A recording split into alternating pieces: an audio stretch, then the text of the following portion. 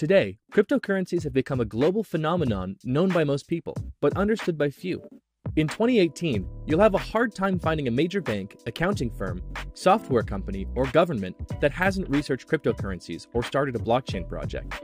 Beyond the noise and the press releases, many people often fail to understand the basic concepts. So let's walk through the whole story. What are cryptocurrencies?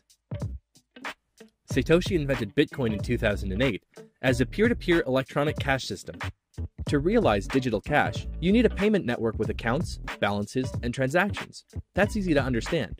One major problem every payment network has to solve is to prevent double spending. That is, to prevent one entity from spending the same amount twice.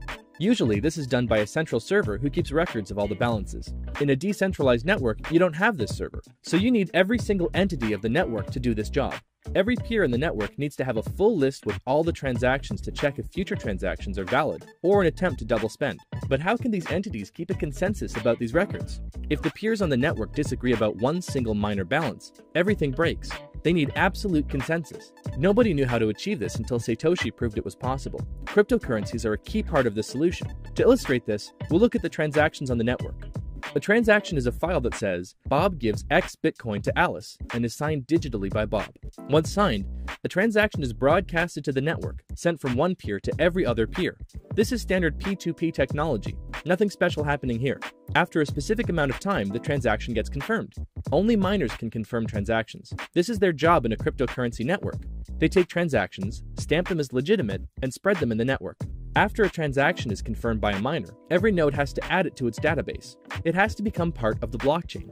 For this job, the miners are rewarded with cryptocurrency, for example, bitcoins. Anybody can be a miner. They just need to use some of their computer's power to qualify for the task. Every miner competes to solve a cryptographic puzzle. After finding a solution, a miner can confirm the transaction and add it to the blockchain. As an incentive to do this, they then receive a payment from the network in the form of a cryptocurrency. In this way, a network of independent actors are economically incentivized to maintain the legitimacy of the transaction history. So that's the gist of it. Cryptocurrencies are the key to the complex digital cash problem that Satoshi solved: how to maintain integrity and consensus across independent and potentially malicious actors. Cryptocurrencies are essentially the monetary incentive offered to anyone willing to keep the network secure.